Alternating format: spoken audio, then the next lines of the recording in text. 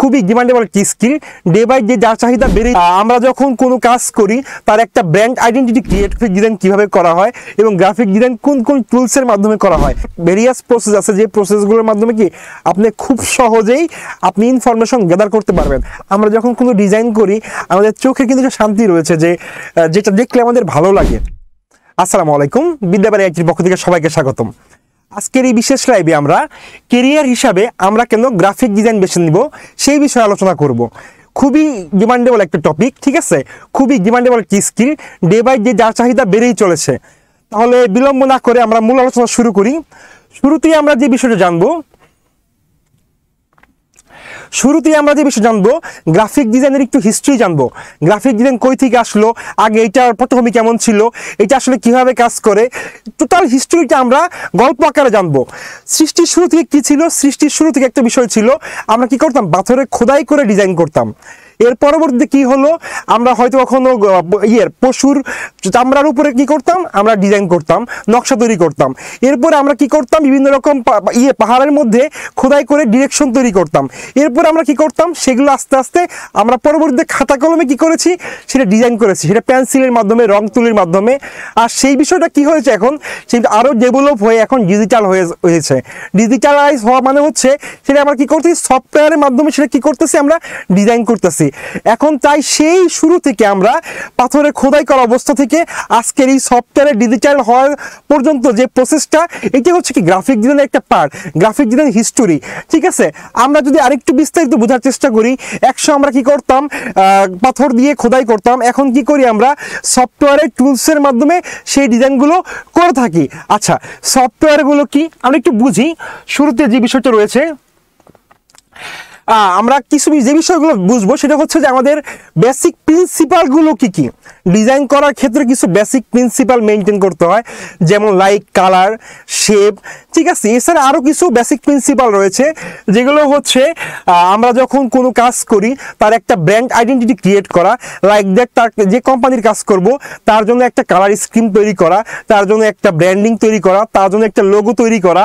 এছাড়া কিছু বিষয় রয়েছে যেমন ব্যালেন্স করা, যেমন সিমেট্রিক ব্যালেন্স, অ্যাসিমেট্রিক ব্যালেন্স। যেমন হচ্ছে কোনো ডিজাইন যখন করি আমরা, তখন ডিজাইনটা আমাদের চোখের সামনে থাকে, আমরা কিন্তু চেষ্টা করি বিষয়টাকে ব্যালেন্স করার জন্য।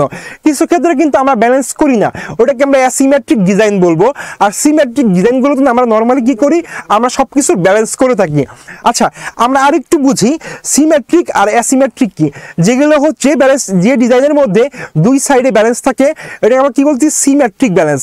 আর যে ডিজাইনের যে কোনো এক সাইডে কম বেশি থাকে আর এক সাইডে কম থাকে, এটাকে কি বলবো আমরা, অ্যাসিমেট্রিক ব্যালেন্স। ওকে, আচ্ছা, আমরা আরেকটু নেক্সট স্লাইডে চলে যাই। আমরা ডিজাইন, গ্রাফিক ডিজাইনে যখন কথা উঠে তখন আমরা নর্মালি যে বিষয়টা বুঝি, গ্রাফিক ডিজাইন করার জন্য কিছু সফটওয়্যার আমাদের মেনটেন করতে হয়।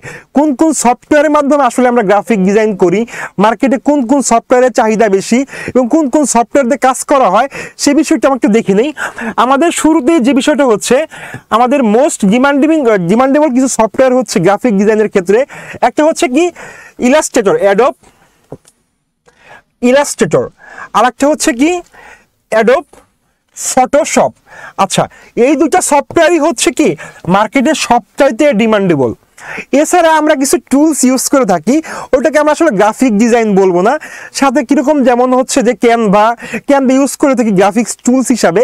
সেটা আসলে কি একটা এআই, যে এআইয়ের মাধ্যমে আমরা গ্রাফিক্সের কাজ করতে পারি। বাট আপনি যদি কোনো কিছু নিজে থেকে জেনারেট করতে চান, সেটা করার জন্য অবশ্যই কী করতে হবে, গ্রাফিক ডিজাইনের যে মেইন টুলস দুটো আছে, অ্যাডোব ফটোশপ এবং অ্যাডোব ইলাস্ট্রেটর, এই বিষয়ে আপনাকে দক্ষ হতে হবে। আর আমাদের এই কোর্সে আমরা হচ্ছে অ্যাডোব ফটোশপ এবং অ্যাডোব ইলাস্ট্রেটর সম্পর্কে পুরোপুরি আলোচনা করব। আর হচ্ছে ক্যানভার যে বিষয়টা আছে, ওটা যেহেতু একটা টুলস, ওটা নিয়ে আমরা হয়তো টুকটাক আলোচনা করব, ওটা হচ্ছে আমাদের পাশে থাকবে। আচ্ছা, এখন কথা হচ্ছে যে অন্য কোনো টুলস নেই গ্রাফিক ডিজাইনের জন্য। আসলে গ্রাফিক ডিজাইন সেক্টরটা না অনেক বড়, ঠিক আছে। এখন যদি আপনি গ্রাফিক ডিজাইন চিন্তা করেন, অন্যান্য যেমন হচ্ছে অ্যাডোব ইলাস্ট্রেটর, এটা কি ভেক্টর বেস সফটওয়্যার, যেমন অ্যাডোব ফটোশপ, এটা কি রাস্টার বেস সফটওয়্যার। এখন রাস্টার বেস আর ভেক্টর বেস দুইটা কিন্তু দুই জিনিস। একটু সহজ করে আমি বুঝাই, যেহেতু সবার বুঝতে সুবিধা। কোনো জিনিসকে যখন আমরা জুম করব, জুম করে যদি একদম এক্সট্রিম লেভেলের পর্যন্ত আমরা জুম করি, এরপরে যে জুম হয় না, সেই জুমও যদি করি আমরা ভেক্টর ইমেজের ক্ষেত্রে রেজুলেশনের কোনো তফাৎ হবে না। এই জন্য আমরা এটা কি বলতেছি, আমাদের ভেক্টর গ্রাফিক্স, ঠিক আছে। আর রাস্টার গ্রাফিক্সটা কি, ফটোশপের মাধ্যমে আমরা যেটা করি ওটা হচ্ছে রাস্টার গ্রাফিক্স। তাহলে রাস্টার গ্রাফিক্স বলতে বুঝতেছি হচ্ছে কোনো কিছুকে যদি আমরা জুম করি এবং জুমের যদি রেজুলেশন ড্রপ হয় ওইটাকে আমরা কি বলতেছি, রাস্টার গ্রাফিক্স। আচ্ছা, এখন কথা হচ্ছে আমরা সাথে আরেকটা জিনিস রেখেছি, এটা হচ্ছে অ্যাডোব ইনডিজাইন। আচ্ছা, এই বিষয়ে আমরা একটু পর্যালোচনা করব, যেহেতু রেখেছি সো আমাদের আলোচনা অবশ্যই হবে। আচ্ছা, তাহলে আমরা মোটামুটি বুঝতে পেরেছি যে গ্রাফিক ডিজাইন কি, গ্রাফিক ডিজাইন কিভাবে করা হয় এবং গ্রাফিক ডিজাইন কোন কোন টুলসের মাধ্যমে করা হয়। আজকের এই আলোচনার ভিতরে আমরা অনেকগুলো বিষয় জানবো, যেমন গ্রাফিক ডিজাইনের ফিউচার কি, আমরা কীভাবে পোর্টফোলিও ডেভেলপ করব, কিংবা আমরা হচ্ছে যে কোনগুলো ইথিক্সগুলো ফলো করব, গ্রাফিক ডিজাইন করতে গিয়ে কোন ধরনের কালার ইউজ করব, ঠিক আছে, এই টোটাল বিষয় আলোচনা করব। আসলে কালারে আমরা সবসময় কি জানি, বেনিয়া সহকলা, এই 7টা রং, এই 7 রঙের বাইরে কালার আছে না, অবশ্যই আছে। এই কালারগুলো কিভাবে কাজ করে, একটা কালারের সাথে আরেকটা কালার মিক্স করলে আসলে কোন রকম ই ধারণ করে, এই সকল বিষয় আলোচনা করব। আচ্ছা, আপনাদের হচ্ছে সবার চাহিদা ছিল, সবাইকে বলেছিলাম যে আমরা গ্রাফিক ডিজাইন এই কোর্সটা লঞ্চ করব। এর জন্য আমরা অলরেডি আজকে থেকে হচ্ছে আমাদের ফ্রি ক্লাস শুরু হচ্ছে। আজকে হচ্ছে আমাদের থিওরিটিক্যাল ক্লাস, কালকে থেকে আমাদের প্র্যাকটিক্যাল ক্লাস শুরু হবে। আপনাদের শুরুতেই হচ্ছে একটা গুগল ফর্ম হয়তো আপনাদের কমেন্ট বক্সে রয়ে গেছে, সেই কমেন্ট বক্সে এই গুগল ফর্মটা আপনারা ফিল আপ করে আপনারা এনরোল করতে পারেন, ঠিক আছে। আপনাদের ফ্রি ক্লাস হবে এবং মোটামুটি আপনাদের গ্রাফিক্স সম্পর্কে একটা বেসিক ধারণা দেওয়া হবে। আপনারা সবসময় বলেন যে প্র্যাকটিক্যাল ক্লাস চাই, প্র্যাকটিক্যাল ক্লাস চাই, জুমের মাধ্যমে ক্লাস চাই। কালকে থেকে ঠিক আমাদের যে ক্লাসগুলো হবে সেই ক্লাসগুলো অবশ্যই জুমের মাধ্যমে হবে এবং অবশ্যই আপনাদের 100-র বেশি আপনাদের স্টুডেন্ট ফিল আপ হতে হবে, তাহলে আমরা জুমের মাধ্যমে ক্লাস নিব এবং এই ক্লাসগুলো সরাসরি পেজের মাধ্যমে লাইভ স্ট্রিমিং করা হবে। আর হচ্ছে যেহেতু গ্রাফিক ডিজাইন টেকনিক্যাল টার্মগুলো সবসময় কি হয়, আমাদের প্র্যাকটিক্যালি শিখতে হয়। কালকা থেকে আমরা হয়তো দাঁড়িয়ে ক্লাস নিব না, হয়তো খাতা মানে কম্পিউটার সামনে নিয়ে সফটওয়্যার সামনে নিয়ে বসে যাব, কীভাবে একটা ডিজাইন তৈরি করতে হয় বিষয়গুলো দেখাবো। খুব ইন্টারেস্টিং বিষয়। যেমন আমি আরেকটা কি ক্লাস নেই, আমি আরেকটা ভিডিও এডিটিং এর ক্লাস নেই, আরেকটা হচ্ছে মোশন গ্রাফিক্সের ক্লাস নেই, আর নিচ্ছি কি গ্রাফিক ডিজাইনের ক্লাস, ঠিক আছে। এখন তো 3টা বিষয় কিন্তু একটার সাথে আরেকটা সম্পর্কিত। আমরা যখন মোশন গ্রাফিক্স করি, মোশন গ্রাফিক্স করার জন্য কিন্তু গ্রাফিক্যাল এলিমেন্ট দরকার হয়। এই গ্রাফিক্যাল এলিমেন্ট বেসিক্যালি হচ্ছে গ্রাফিক ডিজাইনের একটা পার্ট, ঠিক আছে। আমরা যদি এখন হচ্ছে গ্রাফিক ডিজাইন শিখে ফেলি, তারপরে হচ্ছে আমরা মোশন ডিজাইন করি, তাহলে কি আমাদের পূর্ণাঙ্গ যে ক্রিয়েটিভের বিষয় থাকে, graphic design, video editing, motion graphics, 3টার মধ্যে না সমন্বয় হয়। আর আরেকটা বিষয় বলি, মোশন গ্রাফিক্স শেখার জন্য গ্রাফিক ডিজাইন জানতে হবে বিষয়টা এমন না। আপনাদের গ্রাফিক ডিজাইন না জানলেও মোশন গ্রাফিক্স করতে পারেন, সেটা ভিন্ন কথা, ঠিক আছে। বাট আমাদের গ্রাফিক ডিজাইন যদি আমরা জেনে রাখি, আমাদের সেই ক্ষেত্রে অনেক ভালো। আর আমাদের যদি ফ্রি ক্লাস হচ্ছে, তাহলে যে কেউ আপনারা চাইলে জয়েন করতে পারেন। আমরা জয়েন করার জন্য আমাদের কমেন্টের ফার্স্ট কমেন্টে হয়তো আমাদের গুগল ফর্মটা রয়েছে, আপনারা গুগল ফর্ম পূরণ করে আপনি এনরোল করতে পারেন এবং কালকে থেকে হয়তো সরাসরি ক্লাসের মাধ্যমে যে বিষয়গুলো থাকবে, like software install, front install, কিভাবে আমরা কাজগুলো করবো, কীভাবে ডিজাইন শুরু করবো, ঠিক আছে, টোটাল প্রসেসটা নিয়ে আমাদের কালকে হয়তো প্র্যাকটিক্যালি ক্লাস শুরু হবে। আজকে আমরা যে বিষয়টা করবো, আমরা বেসিক বিষয় জানবো, আসলে গ্রাফিক ডিজাইন কি, গ্রাফিক ডিজাইনের সূচনা কীরকম ছিল, গ্রাফিক ডিজাইন কীভাবে কাজ করে, ঠিক আছে, এই বিষয়গুলো আমরা আজকে শিখি। হয়তো কালকে আমরা কি করব, বিস্তারিত যেগুলো বলবো আমরা সেই বিষয়গুলো আমরা কি করব, একদম প্র্যাকটিক্যালি করব, ঠিক আছে। আচ্ছা, তাহলে আমরা বুঝতে পারলাম কি অ্যাডোব ইলাস্ট্রেটর এটা হচ্ছে ভেক্টর বেস সফটওয়্যার, আর অ্যাডোব ফটোশপ এটা হচ্ছে কি রাস্টার বেস সফটওয়্যার।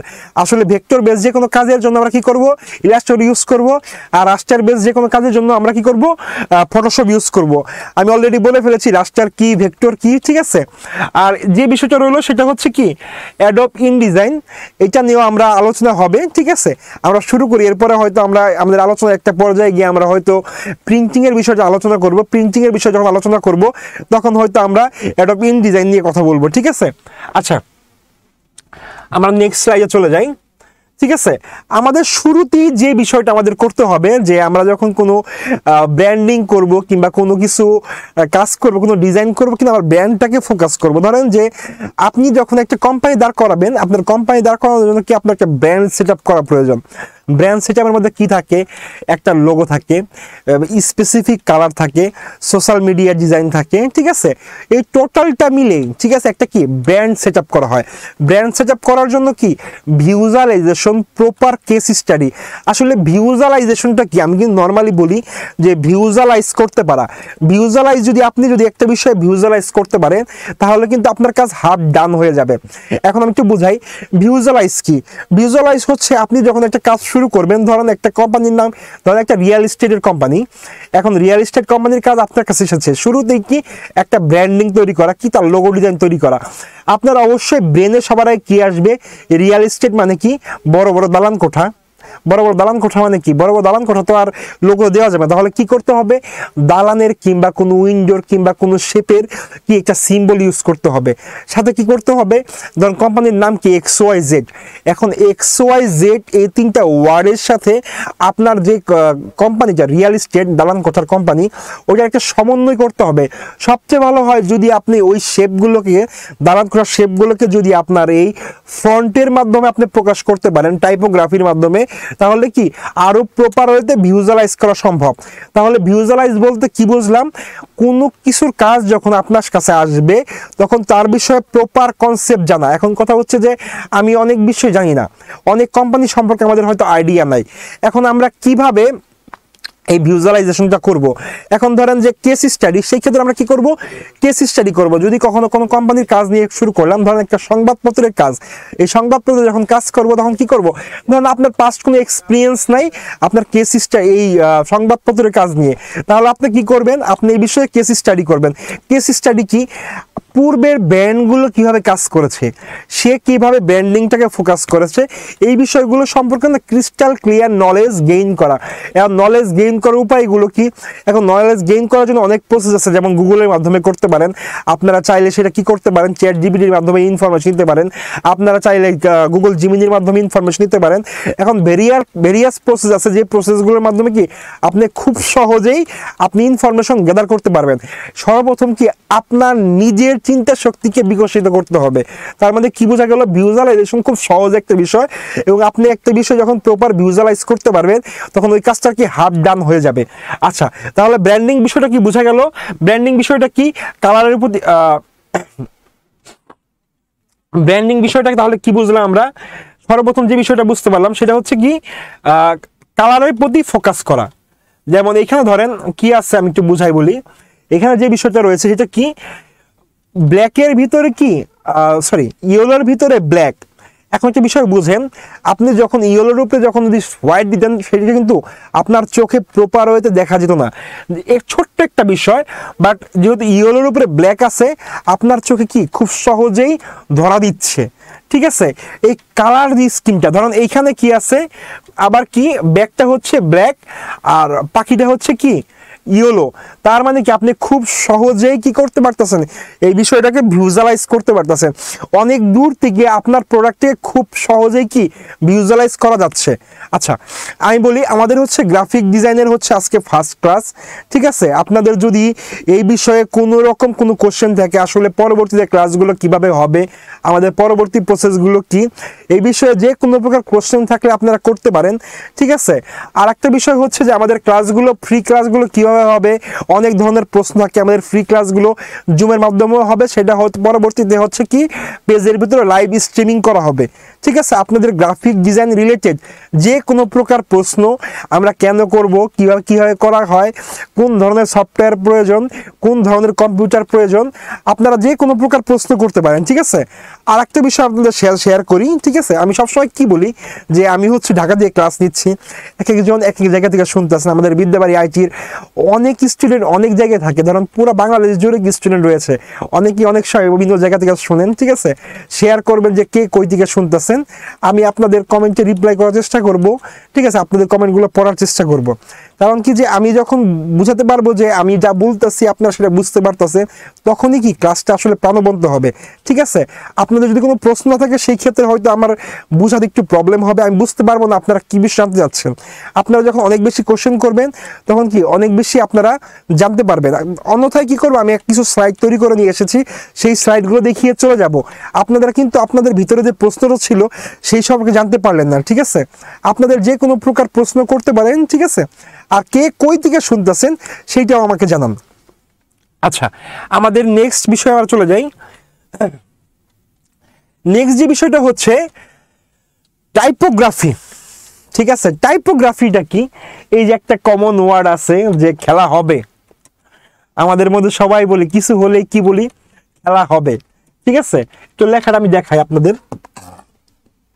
এই যে এই ওয়ার্ডটা, ঠিক আছে, এটা কিন্তু একটা ফন্ট, খেলা হবে।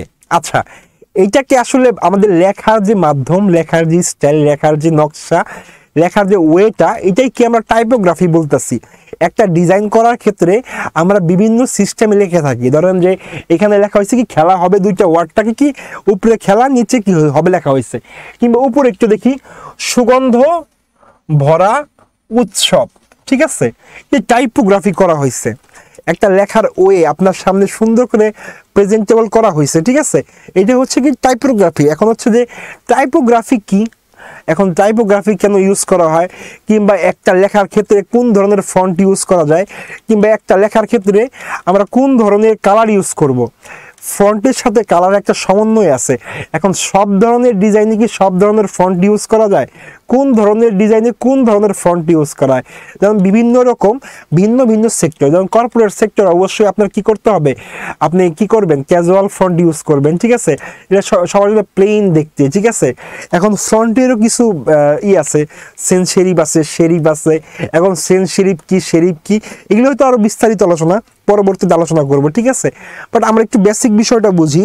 যেন ফন্ট আমরা কোন ধরনের ডিজাইনে কোন ধরনের ফন্ট ইউজ করব। ঠিক আছে, কোন ধরনের ফন্ট আসলে, ধরেন একটা উৎসব হচ্ছে, একটা উৎসবের ক্ষেত্রে আপনি কি করতে পারেন, প্লেফুল ফন্ট, যেগুলো হচ্ছে কি একটু ডিজাইন নকশা করা। ঠিক আছে, এই ধরনের ফন্ট ইউজ করতে পারেন কি কোন একটা উৎসব টাইপের, কোনো রোমান্টিক ভাইব যখন আসবে। ঠিক আছে, তখন কি কালার সেন্সের ক্ষেত্রেও কি একটু ডিফারেন্ট হতে হবে। যে অনেকে কি রোমান্টিক ভাইব বলতে অনেক কি বুঝে, পিঙ্কিশ টাইপের কালার বুঝে, কিংবা রেড টাইপের বুঝে, ইয়েলো টাইপের বুঝে। ঠিক আছে, এই ধরনের কালারের সাথে ফন্টের একটা কম্বিনেশন করা। আবার যখন একটু কি স্যাড মোমেন্ট থাকবে সেই ক্ষেত্রে কিছু ফন্টে কিছুটা ভিন্নতা চলে আসবে। কিংবা দেখা গেছে যে আমরা যখন একটা ডিজাইন করি কিংবা সোশ্যাল মিডিয়া পোস্টার ডিজাইন করি, তখন কিন্তু আমরা কি করি, ভিন্ন ভিন্ন রকমের কি ডিজাইন ইউজ করি। কি করি, একটা ডিজাইনের ভিতরে 2-3 ধরনের ফন্ট ইউজ করি। আসলে এগুলো কি স্ট্রিক্টলি প্রোহিবিটেড। স্ট্রিক্টলি প্রোহিবিটেড কেন বলতেছি, যে আপনি যখন একটা ডিজাইনে একাধিক ফন্ট ইউজ করবেন তখন ডিজাইনের সৌন্দর্য নষ্ট হয়ে যাবে, ডিজাইনের ধারাবাহিকতা নষ্ট হয়ে যাবে। ঠিক আছে, আপনি একটা ডিজাইনে সর্বোচ্চ 2টা ফন্ট ইউজ করতে পারেন। আর যদি এরপরেও চান তাহলে আসলে ডিজাইনের কোয়ালিটি লেস করবে, ধারাবাহিকতা থাকবে না। ঠিক আছে, আচ্ছা আমরা 2-1টা কমেন্ট পড়ি। ঠিক আছে, একটা যদি কমেন্ট পড়ি, কে কই দিকে আমাদের শুনতেছেন যদি কমেন্টে জানাতেন তাহলে খুবই ভালো হতো। ঠিক আছে, আচ্ছা আমরা নেক্সট স্লাইডে চলে যাই। আচ্ছা, আমি এই দিকটাকে বললাম কালার নিয়ে, কালার কালার কালার। ঠিক আছে, কালারের যে কম্বিনেশনটা আছে, যে আপনি যে কোনো কালার দিলে কিন্তু আসলে সেই জিনিসটা কি আপনার চোখে পড়বে না। এখন হচ্ছে যে ব্যাকগ্রাউন্ডে কি করব, আমরা লাইট ফন্ট ইউজ করব, আর লাইট ব্যাকগ্রাউন্ডে আমরা কি করব, ডার্ক ফন্ট ইউজ করব। এটা হচ্ছে বেসিক। ধরেন সাদার মধ্যে কালো, কালোর মধ্যে সাদা, এখন সবই যে সাদা হবে আর আপনি যে কালো ইউজ করুন বিষয়টা কিন্তু তা না। যেমন একটু ধরেন স্কাই ব্লু কালার, হালকা লাইট স্কাই ব্লু যেটা, ঠিক আছে, ওইটার উপরে আপনি ব্ল্যাক ফন্ট ইউজ করতে পারেন। অন্যান্য যে ডার্ক ফন্টগুলো আছে সেগুলো ইউজ করতে পারেন। তার মানে বিষয়টা কি হলো, যে অবভিয়াসলি ডার্ক ব্যাকগ্রাউন্ডে কি লাইট ফন্ট, আর লাইট ব্যাকগ্রাউন্ডে কি ডার্ক ফন্ট ইউজ করতে হবে। আচ্ছা, এখন বিষয় হচ্ছে যে কালার বিষয়টা কি, কালার স্কিমটা কি, আসলে কয় ধরনের কালার আছে, আমরা এটা কিভাবে বুঝবো। কালার আর বেসিক্যালি হচ্ছে কি প্রাইমারি কালার, সেকেন্ডারি কালার। এখন প্রাইমারি কালার আর সেকেন্ডারি কালার মিক্স আপ হয়ে কি হয়েছে টারশিয়ারি কালার। আমরা একটু এখানে খেয়াল করি, প্রাইমারি কালারটা কি, প্রাইমারি কালার মধ্যে কি কি রয়েছে, ইয়েলো, রেড, ব্লু। ওকে, আর সেকেন্ডারি কালারের মধ্যে কি কি রয়েছে? Orange, violet, green. ওকে, আর টারশিয়ারি কালারটা কি? টারশিয়ারি কালার হচ্ছে আমাদের এই সেকেন্ডারি কালার আর এই প্রাইমারি কালারের মিক্স হচ্ছে কি টারশিয়ারি কালার। ওকে, বোঝা গেল? তাহলে প্রাইমারি কালার আর সেকেন্ডারি কালার মিক্স হয়ে হচ্ছে কি টারশিয়ারি কালার। আচ্ছা, এখন প্রাইমারি কালার মধ্যে কি কি ছিল? ইয়েলো, ইয়েলোর অপোজিট কালার কি হতে পারে? ব্ল্যাক। আচ্ছা, এখানে রয়েছে ব্লু, এখানে রয়েছে কি রেড, রেডের অপোজিট কি হতে পারে? হোয়াইট। ঠিক আছে, আপনারা কি করবেন? আসলে কম্বিনেশন ফলো করতে হবে। আপনার ব্যাকগ্রাউন্ড যেমন থাকবে, আপনার লেখাটাকে ভিজিবল করার জন্য কি তার অপোজিট কালারটা ইউজ করতে হবে, তাহলে কি আপনার ডিজাইনটা ফুটে যাবে। এখন হচ্ছে যে আপনার এই বিষয়গুলো জানা, এই গ্রাফিক ডিজাইনের বেসিক বিষয়গুলো জানা আপনার সব পেশার জন্য কি জরুরি। কেন জরুরি? ধরেন আপনি একটা ইউটিউবের থাম্বনেল করবেন, আপনি ধরেন ইউটিউবার, আপনি ইউটিউবই শিখতেছেন, ঠিক আছে, আপনার একটা ইউটিউব থাম্বনেল করুন, থাম্বনেল করার জন্য আসলে আপনি ডিজাইন সেন্স আপনার নাই, কিন্তু বেসিক ডিজাইন সেন্সটা ডার্ক ব্যাকগ্রাউন্ডে লাইট ফ্রন্ট আর লাইট ব্যাকগ্রাউন্ডে কি ডার্ক ফ্রন্ট ইউজ করা, এই বেসিক বিষয়গুলো কি আমাদের সমন্বয় করতে হবে। আচ্ছা, নেক্সট যে বিষয়টা রয়েছে সেটা হচ্ছে কি কালার কম্বিনেশন। কোন কালারের সাথে আসলে কোন কালারের চোখের একটা শান্তি আছে। আমরা যখন কোনো ডিজাইন করি আমাদের চোখে কিন্তু একটা শান্তি রয়েছে, যে যেটা দেখলে আমাদের ভালো লাগে। ঠিক আছে, এই বিষয়গুলো কিন্তু আমাদের অনেক ক্ষেত্রে ম্যাটার করে। ডিজাইনিংয়ের ক্ষেত্রে আপনি একটা ডিজাইন করেছেন, আপনার ডিজাইন কেউ দেখতেছে না, কিন্তু আরেকজনের ডিজাইন কি সবাই দেখতেছে। ঠিক আছে, এর মধ্যে বেসিক পার্থক্য কি চোখের শান্তি। আপনার ডিজাইনটা দেখে হচ্ছে চোখের শান্তি হচ্ছে না, তার ডিজাইনটা দেখে চোখের শান্তি হচ্ছে। আর ভিজুয়ালাইজ করা, কানেক্ট, ভিজুয়ালাইজ মানে কি কানেক্ট করা। ঠিক আছে, একটার সাথে আপনি যা চিন্তা করতেছেন আর ডিজাইন যা হয়েছে এটা একটার সাথে কি আরেকটা সমন্বয় করা, ওইটাই কি ভিজুয়ালাইজেশন। আমি কিন্তু সবসময় বলি যে ভিজুয়ালাইজেশন কি, ভিজুয়ালাইজেশন কি, ভিজুয়ালাইজেশন কি, আসলে কি আপনার ডিজাইনের যে কানেকশনটা এর মধ্যে তৈরি করা। ঠিক আছে, ওকে। আচ্ছা, আমরা নেক্সট স্লাইডে চলে যাই। ওই যে একটু আগে বললাম, আমরা একটু আগে কি নিয়ে আলোচনা করলাম, একটু আগে আলোচনা করলাম হচ্ছে কি যে বললাম যে আমি ইনডিজাইনটা একটু পরে দেখাবো। ওকে, খেয়াল আছে কি আপনাদের? বলছিলাম ইনডিজাইন একটা সফটওয়্যার আছে। একদম শুরুতে আমরা কি নিয়ে আলোচনা করলাম? শুরুতে আলোচনা করলাম ফটোশপ আর ইলাস্ট্রেটর নিয়ে, তাই না? আমরা কিন্তু পাশে কি রাখলাম? ইনডিজাইনটা বলছিলাম যে পরে আলোচনা করব। ঠিক আছে, ইনডিজাইন বেসিক্যালি অনেক বেশি ব্যবহার করা হয়েছে প্রিন্টিংয়ের ক্ষেত্রে। যখন নিউজ পেপারের যখন কোনো নিউজ প্রকাশ করা হয়, যেমন নিউজ পেপারে অনেক ধরনের কলাম থাকে, 7, 8টা 10টা কলাম থাকে। এই হচ্ছে যে মাল্টি কলাম টাস্ক কি করার জন্য আমরা ইনডিজাইন সফটওয়্যারটা ইউজ করে থাকি। আচ্ছা, ইনডিজাইন সফটওয়্যার কোন ধরনের software? Vector base software. Illustrator যে ধরনের সফটওয়্যার, ইনডিজাইন সেম সফটওয়্যার। ঠিক আছে, বাট এটা অনেক বেশি ব্যবহৃত হয় কোথায়? এটা প্রিন্টিংয়ের ক্ষেত্রে অনেক বেশি ব্যবহৃত হয়। আচ্ছা, এখন কথা হচ্ছে যে প্রিন্টিং এর ডিজাইন আর আমাদের ওয়েবের যে ডিজাইন ওই দুটা কি সেম কিনা আমি একটু বুঝে নেই। আমরা প্রিন্টিং এর জন্য যে ডিজাইন ব্যবহার করা হয় আর ওয়েবের জন্য যে ডিজাইন, এই দুটার মধ্যে কি কিছু পার্থক্য রয়েছে। যেমন কালার, আমরা যখন প্রিন্টিং এ কোনো কিছু দিব তখন কালার মোড থাকবে কি CMYK, সায়ান, মেজেন্ডা, ইয়েলো, কি ব্ল্যাক। CMYK কি ব্ল্যাক, লাস্টে হচ্ছে কেতে হচ্ছে কি ব্ল্যাক। আচ্ছা, আর হচ্ছে RGB, রেড, গ্রিন, ব্লু, এটা কোথার জন্য ইউজ করব? কালার মুড কি আর হচ্ছে কালার সেন্স কি, দুইটাকে দুই জিনিস। কালার মুড হচ্ছে আমরা দুই ধরনের কাজ করে থাকি, একটা হচ্ছে যে প্রিন্টিং এর জন্য, একটা হচ্ছে কি ওয়েবের জন্য। ওয়েবটা কি? ওয়েবটা হচ্ছে ফেসবুক, গুগল, টুইটার, এইসব এই যে ওয়েবসাইটগুলো আছে, এইখানে যে ধরনের আমরা ডিজাইন ইউজ করি এটাকে বলবো আমরা ওয়েবে ইউজের জন্য। আর এটা হচ্ছে প্রিন্ট, হচ্ছে পোস্টার, ফ্লায়ার, বিজনেস কার্ড, এগুলো প্রিন্ট হচ্ছে না, এগুলোর জন্য এগুলো আমরা কি বলবো?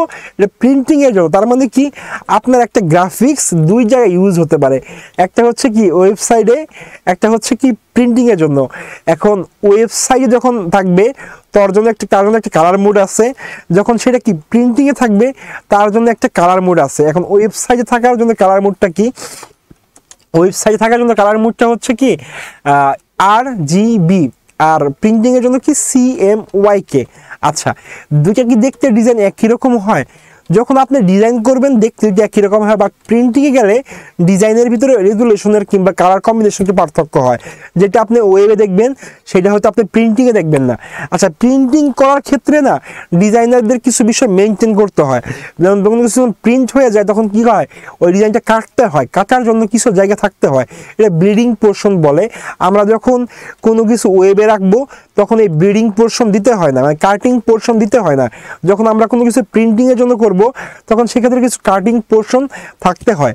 আচ্ছা, আমি মনে হয় বোঝাতে পেরেছি যে প্রিন্টিং আর ওয়েবের জন্য কি ডিফারেন্স আছে, কালার মোড কি আছে, আমি মনে হয় বোঝাতে পেরেছি।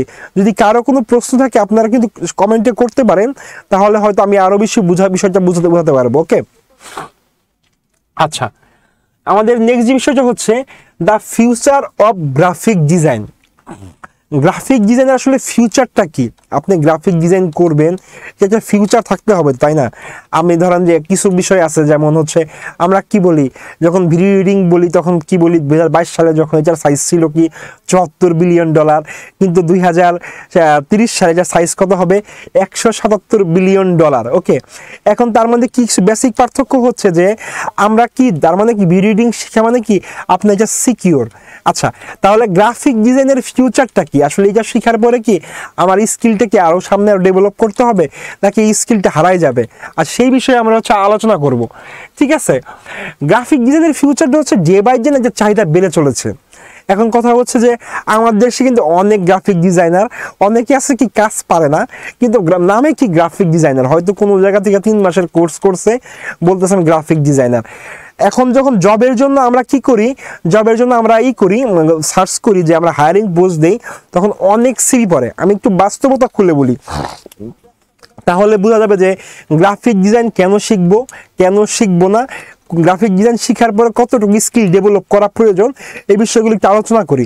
যখন আমরা হায়ারিং পোস্ট দিই, হায়ারিং পোস্টে সিভি পড়ে 200, 300, 500, 1000 পর্যন্ত পড়ে। যদি স্যালারি ধরেন 40-50 হাজার টাকা দেই, তাহলে হয়তো হায়ারিং পোস্টে 1-1.5 হাজার পর্যন্ত সিভি পড়ে। কিন্তু সিভি পড়ার পরে আমরা যখন কল করি, ঠিক আছে, তখন কোয়ালিফাইড লোক, মানে সে কোয়ালিফাইড, সে জব করার জন্য ক্যাপেবল, ঠিক আছে, এই ধরনের লোক হাতে গোনা 5টা পাওয়া যায় না। কেন পাওয়া যায় না? হাতে গোনা 5টা পাওয়া যায় না এই কারণে পাওয়া যায় না যে সে শুধু নামেই ডিজাইনার, কিন্তু তার ভিতরে কোনো স্কিল নাই। তাকে যদি কোনো কিছু বলা হয় আপনি একটু কোনো বিষয় ভিজুয়ালাইজ করে দেখান তো, কোনো কিছু করে বিষয়টা বুঝাই দেখান তো, আপনি একটু আপনার সফটওয়্যার বুঝতে হবে না, আপনাকে একটা কনসেপ্ট দিলাম। ধরুন আমি রিসেন্ট একটা কথা বলি, রিসেন্ট কোনো একটা জায়গায় আমি কোনো এক আমার যে করতে আসছিল, ইন্টারভিউতে আসছিল, তাকে কোশ্চেন করেছিলাম যে আমাদের রিসেন্টলি কিন্তু এলিভেটর এক্সপ্রেস হয়ে গেছে, ঠিক আছে। তখন তো এটা একটা রিয়েল এস্টেট কোম্পানি ছিল, ওই রিয়েল এস্টেট কোম্পানির আমি হচ্ছে ইন্টারভিউ দিতে ছিলাম, ঠিক আছে। তখন কোশ্চেনটা ছিল কি যে রিসেন্টলি কি এলিভেটর এক্সপ্রেস হয়ে গেছে, এখন হচ্ছে বসুন্ধরা 300 ফিট, কিভাবে আসলে বসুন্ধরা 300 ফিটে কীভাবে ফ্ল্যাট বিক্রি করা সম্ভব খুব সহজেই, এই এলিভেটর এক্সপ্রেস আর হচ্ছে কি বসুন্ধরা 300 ফিটের যে সমন্বয়, এটা কিভাবে করা যায় সেই বিষয়ে আমরা কি তাকে কোশ্চেন করা হয়েছিল। সে কি বলল, সে এই দুইটাকে একসাথে প্রপারভাবে কোনোভাবে ভিজুয়ালাইজ করতেই পারলো না। এখন ভিজুয়ালাইজ করতে না পারার কারণে পরবর্তীতে কি হলো, তাই কিন্তু আমরা পরবর্তীতে তাকে নিলাম না, আমরা তাকে কি করলাম, পরবর্তী ক্যান্ডিডেটের কাছে চলে গেলাম। আচ্ছা, এখন কথা হচ্ছে যে আমরা কি নিয়ে আলোচনা করতেছিলাম, বেশ বিষয় হচ্ছে যে আমরা গ্রাফিক ডিজাইন আলোচনা করতেছিলাম, এবং এটা হচ্ছে মার্কেটে কেমন চাহিদা, মার্কেটে অনেক চাহিদা অনুযায়ী যোগ্য লোক নেই। হয়তো বলবো যে গ্রাফিক ডিজাইনার অনেক রয়েছে, কিন্তু যোগ্য graphic design, qualified graphic design এখনো কি মার্কেটে অনেক অভাব। কারণ কি দেখা যায় কি যে আমরা একটা জবের জন্য কি 40-50 হাজার টাকা সার্কুলার দিয়ে থাকি, সেই সার্কুলারের জন্য কি আমরা কি করব, ওই কোয়ালিফাই লোক নিব। এখন যে লোক কোয়ালিফাই না তাই কিন্তু আমরা অবশ্যই আমাকে হায়ার করব না। আচ্ছা, এখন বিষয়টা হচ্ছে যে ইন ফিউচার এই গ্রাফিক ডিজাইনের কেরিয়ারটা আসলে কেমন হওয়া প্রয়োজন, আসলে কোন বিষয়ে জানা প্রয়োজন। ডে বাই ডে কিন্তু আমাদের সফটওয়্যারে ডেভেলপ হচ্ছে, তাই না? সফটওয়্যারের ডেভেলপমেন্টটা কি, ধরেন এখন এআই চলে আসে, খুব সহজেই মিড জার্নি আপনাকে একটা টেক্সট দিচ্ছেন, টেক্সট দিয়ে কী করতেছে সেটা হচ্ছে যে আপনার খুব সহজেই কি ইমেজ জেনারেট করে দিচ্ছে, কিংবা ফায়ারফ্লাই কি করেছে, টেক্সট টু কি ইমেজ। আবার অনেক ক্ষেত্রে কি হচ্ছে যে আপনি জাস্ট প্রম্পট দিচ্ছেন, সেই প্রম্পট অনুযায়ী ডিজাইন তৈরি হয়ে আসতেছে। তার মানে কি গ্রাফিক ডিজাইনের চাহিদা চলে যাচ্ছে? বিষয়টা তা না। বিষয়টা কোথায় আমি একটু বুঝাই বলি। এই যে এআইটাকে নিয়ন্ত্রণ করার জন্য একজন লোক প্রয়োজন। এখন কথা হচ্ছে আপনি এআই দিয়ে একটা যখন ডিজাইন করবেন, ডিজাইনটাকে যদি যে পুরো সঠিক প্রম্পট না দিতে পারতেছেন সেই পর্যন্ত আপনার কি প্রপার আউটপুট আসতেছে না, ঠিক আছে। তারপরে সঠিক প্রম্পট দেওয়ার পরেও কি প্রপার আউটপুট আসতে অনেক সময় লাগে। এখন এই সময়টা আপনি কি করবেন, একটা ডিজাইন করতে সময় লাগে, অনেক ক্ষেত্রে হচ্ছে এআই দিয়ে ডিজাইন করতে তার চেয়ে বেশি সময় লাগতেছে। এখন কথা হচ্ছে যে এখন যে সফটওয়্যারগুলো আছে বেটা ভার্সন সফটওয়্যার, এখন ধরেন যে অ্যাডোব ফটোশপ, অ্যাডোব ইলাস্ট্রেটর, এগুলো কোন ধরনের সফটওয়্যার ইউজ করা যাচ্ছে, বেটা ভার্সন সফটওয়্যার আপডেট চলে আসছে, এআই চলে আসছে। এখন অলরেডি কি সফটওয়্যারের মধ্যে এআই চলে আসছে। আপনার কি করতে হবে, আপনি যখন গ্রাফিক ডিজাইন শিখবেন, ঠিক আছে, ফটোশপ শিখবেন, ইলাস্ট্রেটর শিখবেন, তখন এই যে বেটা ভার্সনটা চলে আসছে, এই বেটা ভার্সনের সাথে কি আপনাকে ইউজড হতে হবে। আপনি যখন এই এআই আর এই সফটওয়্যার দুটোকে একসাথে কম্বাইনলি ইউজ করতে পারবেন, তখন কি আপনি এআই কে নিয়ন্ত্রণ করতে পারতেছেন। আলটিমেটলি এআই যে ধরনের ডিজাইন দেয় ওই ডিজাইনের কমান্ড তো একজন ডিজাইনারই তৈরি করে দিচ্ছে। আমার বিষয়টা বুঝাই বলি, এআই নিজে থেকে কোনো ডিজাইন ক্রিয়েট করতে পারে না। এআইকে কিছু কি আমরা ডিজাইনের স্যাম্পল দেই, ওই এআই কি করে ওই ল্যাঙ্গুয়েজের মাধ্যমে ওই স্যাম্পলগুলো কি অ্যাবজর্ব করার পরে ও কি করে ওই স্যাম্পলগুলোকে মিক্স আপ করে সে একটা আউটপুট দেয়। এই যে মিক্স আপ করার জন্য কিংবা ডিজাইনগুলো তৈরি করার জন্য একজন ডিজাইনারই কিন্তু ওইটা করেছে। ইন ফিউচার কি আপনি হয়তো কি করবেন, এই বেটা ভার্সনের মাধ্যমে আপনিও এআই প্রযুক্তি কাজে লাগে আপনি আপনার ডিজাইন সেন্সটাকে কি আরও ডেভেলপ করবেন। আশা করি বিষয়টা বোঝাতে পেরেছি। আচ্ছা, এখন নেক্সট যে বিষয়টা হচ্ছে আমাদের ইথিক্স, কিছু বিষয় ইথিক্স আছে। আমরা হচ্ছে যে ধরেন আমরা যখন গ্রাফিক ডিজাইন করি, ঠিক আছে, গ্রাফিক ডিজাইন করার ক্ষেত্রে কি বলি, আমাদের কিছু ইথিক্স ফলো করতে হয়। ধরেন আমরা কিন্তু যখন কোনো ডিজাইন করি, ডিজাইন করার ক্ষেত্রে কিছু কিন্তু ইন্সপায়ারেশন নেই, কিছু কিন্তু আইডিয়া নেই। এখন গুগল থেকে যখন আমরা কোনো কিছু সার্চ করি দেখা যায় কি আপনারা চাচ্ছেন যে গুগল অলরেডি আছে, তার মানে কি ওই ডিজাইনটিকে আপনি সরাসরি নিজের বলে চালাইতে পারবেন না, কিংবা নিজে ওই ডিজাইনটা আবার নতুন করে করবেন, বিষয়টা তা না। আমরা হচ্ছে কি করব, আমরা ভেরিয়াস টাইপ অফ, ঠিক আছে, ডিজাইনকে একসাথে কম্বাইন করে ওইটা থেকে কি আইডিয়া নিব।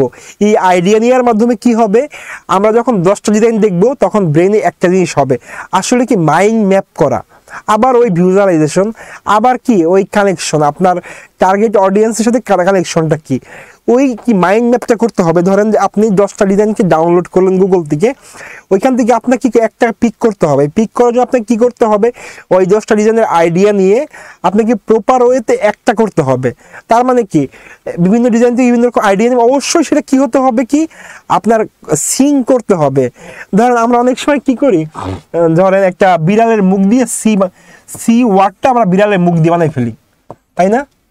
ঠিক আছে, এখন আমরা এই সি ওয়ার্ডটাকে এখন ক্যাট লেখার সময় কি করি, সি ওয়ার্ডটাকে বিড়ালের মুখ করে দেয়। কেন? লোগো ডিজাইনের সময় বিষয়টা করতে হয়। ঠিক আছে, এই বিষয়গুলো খুব বেশি ইম্পর্টেন্ট, যে আপনার জানা খুব বেশি প্রয়োজন আপনি কি নিচ্ছেন আর আপনার কি রিকোয়ারমেন্ট ছিল। আপনার রিকোয়ারমেন্টের সাথে আপনার সার্চ কিংবা আপনার ডিজাইনটা প্রপার ওয়েতে সিঙ্ক করতে হবে। আশা করি আমি বোঝাতে পেরেছি যে আসলে কিভাবে আপনার টার্গেট অডিয়েন্সের সাথে ভিজুয়ালাইজেশনের মধ্যে মাইন্ড ম্যাপ সেট করতে হয়। আপনার মাইন্ড ম্যাপটা করবেন যে আপনি প্রপার ওয়েতে ভিজুয়ালাইজ করতে পারবেন। এখন কথা হচ্ছে অনেকেই কোশ্চেন করবে যে আমি একটা ওয়ার্ড কেন বারবার বলার চেষ্টা করতেছি ভিজুয়ালাইজেশন। আসলে কি এই গ্রাফিক ডিজাইন পুরোটাই হচ্ছে কি ভিজুয়ালাইজেশনের উপরে ডিপেন্ড করে। ঠিক আছে, আমরা যখন বিডিং উইথ মোশন গ্রাফিক্স কোর্সটা শুরু করেছিলাম তখনও কিন্তু সবাইকে বোঝাতে কষ্ট হয়েছে যে বিডিং কি, মোশন গ্রাফিক্স কি। এখন হচ্ছে আমরা কি গ্রাফিক ডিজাইন শুরু করেছি, এখন কিন্তু আমাদের একটু বোঝাতে প্রবলেম হচ্ছে যে গ্রাফিক ডিজাইন কি, গ্রাফিক ডিজাইন কাজ করে কিভাবে, গ্রাফিক ডিজাইনের ফিউচার কি। আমরা ধারাবাহিকভাবে কি করব, ধারাবাহিকভাবে কথা বলবো, এই বিষয়টাকে আসলে বোঝানোর চেষ্টা করব, এটা করে কি হয়, এটা করলে কোনটা ভালো। ঠিক আছে, এই বিষয়গুলো না আমরা ধারাবাহিকভাবে আমাদের ক্লাস থাকবে। আর একটা বিষয় বলি, কালকে থেকে আমাদের সরাসরি কি জুমের মাধ্যমে ক্লাস হবে, জুমের মাধ্যমে লাইভ হবে। আপনারা চাইলে জুমে জয়েন করতে পারেন, সবাই জুমে জয়েন করে আপনারা কি করতে পারবেন, চাইলে আপনি বিভিন্ন প্রশ্ন করতে পারবেন। ঠিক আছে, ওকে, আমরা নেক্সট স্লাইডে চলে যাই। আচ্ছা, কেস স্টাডি আর পোর্টফোলিও। আচ্ছা, যে বিষয়টা হচ্ছে যে আমি একটা কথা বললাম না, কেস স্টাডি, এতক্ষণ পুরো বিষয়টা কি আসলে গ্রাফিক ডিজাইন পুরো বিষয়টা হচ্ছে কি কেস স্টাডির একটা বিষয়। এখন কেস স্টাডি কি, আপনার কাছে যখন কোনো কাজ আসবে সেই সেক্টর সম্পর্কে আপনার যখন ধারণা থাকবে না, তখন কি করতে হবে, আপনার ওই বিষয়ে অনেক বেশি স্টাডি করতে হবে, অনেক বেশি নোট ডাউন করতে হয়, পরবর্তীতে আপনার কাজ শুরু করতে হবে। ধরুন আপনার ইন্ডাস্ট্রি সম্পর্কে যদি ধারণা থাকে, ধারণা যদি না থাকে, আপনি সেই ইন্ডাস্ট্রির কাজ করতে পারবেন না। ধরেন আমাদের বিদ্যাবাড়ি কি নিয়ে কাজ করে, বিদ্যাবাড়ি হচ্ছে আইটি আর হচ্ছে কি এডুকেশন। আপনি যখন বিদ্যাবাড়িতে জব পেয়েছেন, আপনার বিদ্যাবাড়ির হচ্ছে কি এখন হচ্ছে আপনি ভিজুয়ালাইজার কিংবা গ্রাফিক ডিজাইনার, ঠিক আছে। এখন বিদ্যালয়তে কাজ করার ক্ষেত্রে আপনার কোন কোন বিষয় মেনটেন করতে হবে, যে বিষয়গুলো মেনটেন করতে সেটা হচ্ছে কি আপনার এডুকেশন টেক সম্পর্কে ধারণা থাকতে হবে, এডুকেশন সম্পর্কে ধারণা থাকতে হবে, টেক সম্পর্কে ধারণা থাকতে হবে, টেক রিলেটেড কোন ধরনের ডিজাইন হয়, এডুকেশন রিলেটেড কোন ধরনের ডিজাইন হয়, এই বিষয়গুলো আপনার আইডিয়া থাকতে হবে। এটাই হচ্ছে কি কেস স্টাডি। আচ্ছা, কেস স্টাডি বুঝতে পারলাম, এখন হচ্ছে পোর্টফোলিও ডেভেলপমেন্ট কি, ঠিক আছে। একটা বিষয় হচ্ছে কি পোর্টফোলিও ডেভেলপমেন্ট কি। আমরা যেমন ভিডিও এডিটিং মোশন গ্রাফিক্সে কি বলি, আমরা পোর্টফোলিও ডেভেলপমেন্ট করি। পোর্টফোলিওগুলো আসলে কি আপনার একটা কাজের শোকেস। ধরেন আপনার একটা অ্যালবাম, যেখানে হচ্ছে আপনার যে প্রিভিয়াস কাজগুলো আছে ওইখানে কি আপনাকে রাখতে হবে। এখন বিষয় হচ্ছে যে আমরা পরবর্তী ক্লাসে আমার যে পোর্টফোলিও আছে সেটা দেখাবো, ঠিক আছে। আর এই পোর্টফোলিওর মাধ্যমে কিভাবে একটাকে ভিজুয়ালাইজ করা হয়েছিল পুরো বিষয়টা আলোচনা করব। আমাদের ধারাবাহিক ক্লাস তো আসলে আপনাদের যদি কনসেপ্টগুলো বোঝাতে পারি তাহলে হয়তো আপনাদের কাজ করার ক্ষেত্রে বিষয়গুলো সহজ হবে, ঠিক আছে। আমাদের হচ্ছে খুব রিসেন্ট, আমাদের নেক্সট মান্থে 7 তারিখ থেকে হচ্ছে আমাদের গ্রাফিক ডিজাইনের হচ্ছে পেইড কোর্স চালু হবে। আপনারা যদি কেউ চান এনরোল করতে, আপনারা চাইলে এখন এনরোল করতে পারবেন। আর হচ্ছে কালকে থেকে আমাদের ফ্রি ক্লাস শুরু হবে। এই ফ্রি ক্লাসটা চলবে 5 দিন। আপনারা চাইলে যে কোনোভাবে আমাদের গুগল ফর্ম রয়েছে, গুগল ফর্মের মাধ্যমে আপনারা খুব চাইলেই খুব সহজেই এনরোল করতে পারবেন, ঠিক আছে। আচ্ছা, তাহলে আপনাদের যদি গ্রাফিক্স রিলেটেড কোনো প্রকার কোনো প্রশ্ন থাকে আপনারা চাইলে খুব সহজেই করতে পারেন, ঠিক আছে। আর হচ্ছে আমাদের কল সেন্টারের মাধ্যমে আপনারা হচ্ছে আরও ইনফরমেশন পাবেন, ক্লাস কখন হবে, কিংবা আপনারা যখন এনরোল করবেন তখন আপনাদের ফোন দিয়ে তারা জানাই দিবে কখন ক্লাস হবে, কীভাবে ক্লাস হবে, কিংবা জুমের লিঙ্ক কীভাবে থাকবে, আপনাকে কীভাবে গ্রুপ ক্রিয়েট করতে হবে, সমস্ত প্রসিডিওরটা আমাদের কল সেন্টার থেকে জানাই দেওয়া হবে, ঠিক আছে। আপনারা পেজে নক করতে পারেন কিংবা আমাদের যে পেজে নাম্বার রয়েছে সেই নাম্বারগুলোতে যোগাযোগ করতে পারবেন, ঠিক আছে। কালকে আমরা পরবর্তী কী করবো, আমরা পোর্টফোলিও নিয়ে আলোচনা করব। সেই পর্যন্ত আল্লাহ হাফেজ, আসসালামু আলাইকুম।